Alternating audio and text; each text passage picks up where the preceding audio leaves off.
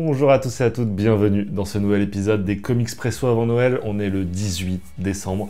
Il reste donc officiellement 7 vidéos, 7 bouquins marquants cette année. Vous allez voir qu'ils ont un petit peu un point commun, c'est qu'ils ont un peu changé la face de mon année 2024, à commencer par celui d'aujourd'hui. Mais avant ça, évidemment, je vais répondre à quelques questions. J'ai vu qu'il y avait pas mal de questions qui se répondaient assez rapidement, sans que j'en fasse non plus tout un début d'épisode. Donc, je vous propose de faire ça. Je les afficherai peut-être pas tout au montage, mais vous allez comprendre, c'est que, voilà, par exemple, si je prends le commentaire de Remundo09, qui a posté ça il y a à peine une heure au moment où je tourne, qui disait, voilà, il dit merci pour les vidéos, etc. C'est trop gentil, merci beaucoup. Et du coup, j'en viens directement à la question. As-tu un compte Sens Critique sur lequel tu notes tes lectures et tes films? J'aimerais te suivre et comparer nos notes. Alors, j'ai jamais fait de compte Sens Critique. J'y pense beaucoup parce que j'ai envie d'écrire sur mes avis ciné. J'ai même envie en vérité de le faire sur la chaîne, mais je sais que c'est pas du tout le public et que vous serez un peu perdu avec ça. Mais effectivement, c'est ma passion première, le cinéma, et j'ai envie d'en parler. J'ai commencé un Letterboxd il y a quelques mois, mais tu vois, je l'ai fait pendant une semaine, mais en fait, j'ai envie de rentrer tous les films que j'ai vus et tous les films que j'ai aimés, mais c'est même plus un chantier, quoi. Donc, en fait, je crois que je serais un peu frustré d'avoir un Sens Critique parce que du coup, je parlerais que d'un film par semaine ou un truc comme ça, alors que j'en ai vu des centaines et des centaines. Voilà, donc peut-être, en vrai, peut-être que je ferai un Sens Critique un jour, je me motiverai, mais il faudrait vraiment que je commence par en rentrer une centaine. Et voilà, quitte à pas mettre de texte, noter mon avis, au moins mettre des notes, quoi. Qu'est-ce qu'on a? Est-ce qu'il y a des livres ou des comics que tu te refuses de lire pour X raisons ou pas du tout, nous demande Nicolas Esparza. Écoute, il y a des BD, oui, tu vois, les Bastien Vivès et compagnie, évidemment que je me refuse un peu de les lire. Je me refuse les séries très longues de franco-belge qui sont un peu, tu vois, de l'époque, les Astérix, les Lucky Luke, etc. C'est même pas que je me refuse, c'est que j'ai vraiment zéro envie d'aller là-dedans. Et en BD, j'ai pas cette volonté, comme j'ai en comics, de connaître l'histoire du médium et ses piliers fondateurs. Je suis pas du tout dans cette ambiance-là. Donc, voilà, il y a de la BD... de la BD, de l'ancienne BD, pas trop ça.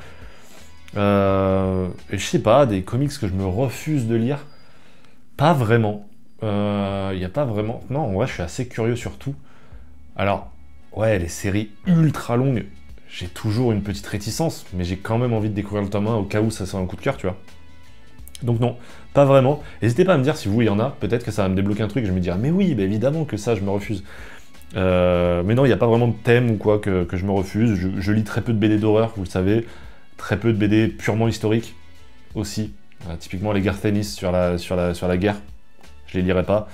Voilà, ce genre de choses. Quid de ton projet sur Mark Millar? Est-ce toujours prévu? Me demande Amaury. Oui, c'est prévu. C'est prévu, sachez que c'est un énorme montage. On est parce que la vidéo a été tournée, a été tournée il y a bien un mois. Plus d'un mois, largement plus d'un mois d'ailleurs. Peut-être 2. Qui est un gros montage. C'est une vidéo avec 3 caméras, 4 micros, on est à plus de quasiment 200 gigas de rush. C'est un gros montage que j'ai commencé, qui prend du temps, et je pense qu'elle sortira genre février, j'ose espérer. Là pour l'instant j'y ai pas touché du mois de décembre, grâce ou à cause au calendrier de l'avant, donc voilà. Voilà. D'ailleurs, Nicolas, tu avais déjà posé la question, excuse-moi de ne pas y avoir répondu. Waouh, je ne sais plus parler. Tiens, on va finir avec une question de Benny P qui nous demande pourquoi est-ce que j'ai pas fait le Movember cette année. Écoute, il n'y avait pas vraiment de raison particulière. J'ai hésité jusqu'à la veille, tu vois, jusqu'au 31 octobre, j'ai hésité. Je l'ai pas fait. En vrai, il n'y a pas vraiment de raison. Flemme d'être encore une fois dégueulasse en vidéo.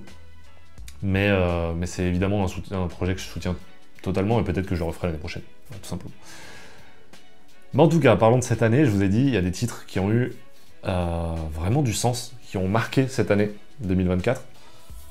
Et il faut que je vous replace un peu le contexte de la découverte de cette BD dont je vais vous parler. On était en mars, je pense. Et en mars, on faisait des lives très régulièrement. Je pense que c'était tous les dimanches. Peut-être quelque chose comme ça. Ça vous plaisait beaucoup d'ailleurs. Je suis désolé, j'ai trop envie de refaire des lives, mais je trouve pas le temps, je trouve pas la motivation. Alors même que j'ai vraiment extrêmement envie.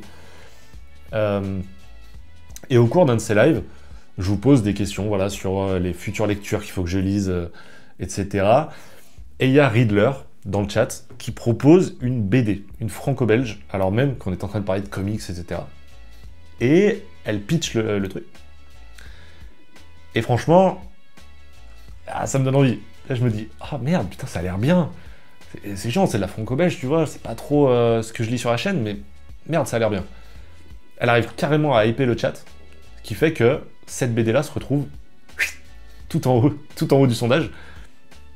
Et donc, les gens votent pour ça. Et je me dis, bon bah, ok, on va partir là-dessus, on va découvrir cette BD.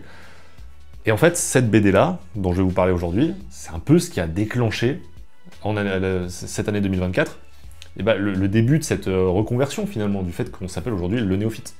Je dis on comme si c'était moi et les 15 voix dans ma tête, mais je vous compte dedans, en fait. Il y a eu d'autres événements après en 2024, hein, notamment les lives d'août, dont je reparlerai dans 1 ou 2 jours. Mais ça a commencé par ça. Et donc, en avril, le 7 avril 2024, je vous sortais une vidéo avec ces bouquins qui m'ont retourné la tête. Et en tête de gondole, Ces jours qui disparaissent. Évidemment que je vais vous parler de Ces jours qui disparaissent, évidemment que ça fait partie de mes lectures marquantes. C'est du coup officiellement la première BD dont je vous parle, puisque je vous avais parlé de RIP, mais c'était dans le jour où on n'a pas sorti de vidéo. Donc en vrai, je crois que c'est la première BD. Qu'est-ce que c'est que Ces jours qui disparaissent? C'est une BD donc écrite et dessinée par Timothée Le Boucher, qui va nous parler d'un personnage qui s'appelle Lubin. Lubin, c'est un acrobate. Alors, son métier, c'est d'être acrobate dans un cirque, etc. Mais à côté, il a aussi un autre métier. Il est caissier, je crois, dans un supermarché. Et un jour, on lui dit « T'étais où hier? Pourquoi t'es pas venu au taf et tout ?» Il dit « Mais t'es con, hier on était dimanche, tu vois. On taffe pas le dimanche. » Ah non, hier on était lundi, gros, et t'es pas venu, quoi. Sacré prank, hein, Greg Guillotin de plus en plus fort. Et puis forcément, il a commencé à chercher un peu pourquoi on lui raconte ça, et effectivement, il se rend compte qu'il y a une journée qui a complètement disparu. Hein, ça porte bien son nom à la BD. Donc il a juste pas vécu ce lundi. Il se dit, mais c'est pas possible, j'ai pas juste dormi 25 heures. Genre, c'est pas le truc qui arrive comme ça au détour. Bon, ok, pourquoi pas. Et puis, il vit son mardi normalement, et puis le jeudi, reblote. Jeudi, reblote, on lui dit, qu'est-ce que t'as foutu mercredi, pourquoi t'étais pas là? Bon, ça commence à faire chier, quoi, si tu vis un jour sur deux. Et donc, il va commencer à se filmer, essayer de comprendre ce qui se passe cette journée-là, et bah, il se rend compte qu'en fait, il se lève, hein, il vit le lundi, il vit le mercredi. Juste, c'est pas lui, c'est une autre personne dans son corps. Et alors, comme ça, par caméra interposée, à un jour de décalage, ces deux personnalités vont commencer un petit peu à interagir. Qui es-tu? Qu'est-ce que tu veux? Comment est-ce qu'on arrive à cohabiter? Comment est-ce qu'on arrête ce truc-là? Est-ce qu'on arrête ce truc-là, ça tue l'un de nous deux? Qui est le vrai? Qui est le faux? Est-ce qu'il y a un vrai? Est-ce qu'il y a un faux? Et bon bah, rapidement, ça va forcément dégénérer. Un jour va devenir 2 jours, qui vont devenir 3 jours, etc., etc. Et ça va devenir, évidemment, un peu conflictuel entre les deux, voire devenir très conflictuel. J'ai pas envie de vous en dire beaucoup plus. Déjà, si ça vous a pas hypé, vraiment, qu'est-ce que vous faites sur la chaîne? C'est-à-dire qu'on n'a pas du tout les mêmes goûts. C'est exceptionnel comme BD. Je vais parler des dessins rapidement, parce que le scénario, on va pouvoir en parler beaucoup. Les dessins, moi, m'ont un petit peu dérangé au début. Déjà parce que je suis pas habitué au franco-belge, et c'est un style vraiment particulier. Et puis c'est un style que j'ai pas retrouvé ailleurs. Timothée Le Boucher, c'est des lignes et des couleurs qui sont très plates. Vraiment, c'est du flat, quoi. Des personnages avec des expressions assez figées, assez marquées, qui sont déstabilisantes. Qui sont déstabilisantes, et on est quasiment dans ce truc un peu chelou. Ouais, déstabilisant, je pense que c'est le mot sur les dessins. Et en fait, c'est cool. En fait, c'est cool parce que tous tes repères sont un peu déséquilibrés. Et t'es beaucoup plus enclin à croire ce qu'on va te dire derrière. Je sais pas comment dire. C'est-à-dire que t'es tellement pas... C'est tellement pas pied à terre. Ça veut rien dire ce que je dis. C'est tellement pas terre à terre que... Aucun sens. Excusez-moi, je tourne le matin, voilà. J'ai aucune excuse, il est 10h23 les amis. Donc, bref, c'est tellement pas terre à terre qu'en fait, t'acceptes ce qu'on va te livrer comme message.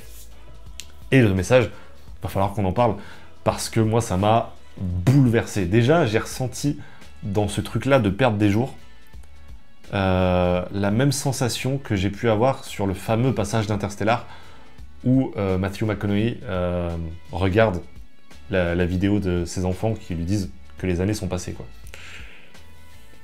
Ça crée une sensation en moi qui est à la fois infâme et géniale. Quand on me demande mes phobies, etc., il y en a une. Il y en a une, c'est le temps qui passe. Il y en a une, c'est le fait d'avoir une seule vie, c'est le fait de perdre une journée à rien faire. C'est pour ça, tu vois, que je fais une vidéo par jour, ou que je fais des lives 24-25 heures, etc. C'est que j'ai envie de vivre.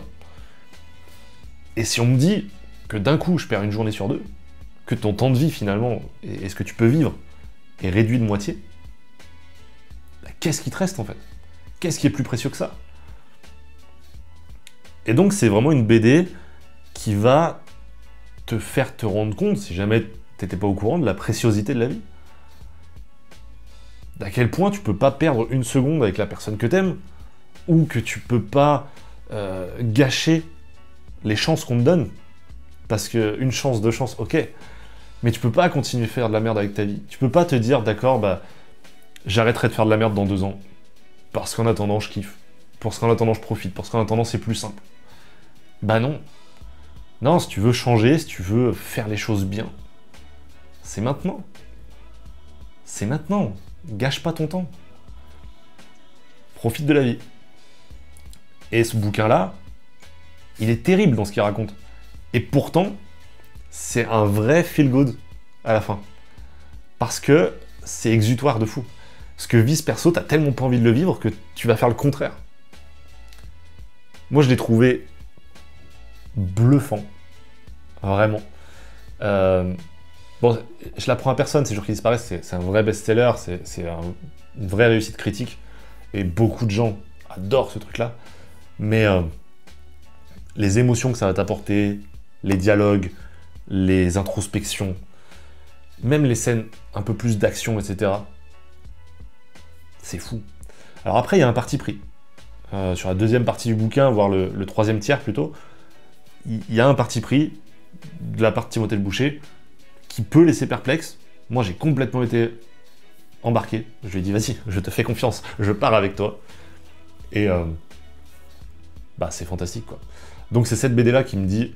En fait, quand je lis cette BD-là, je me dis, mais c'est pas possible que je passe à côté de bouquins comme ça parce que j'ai envie de lire du comics.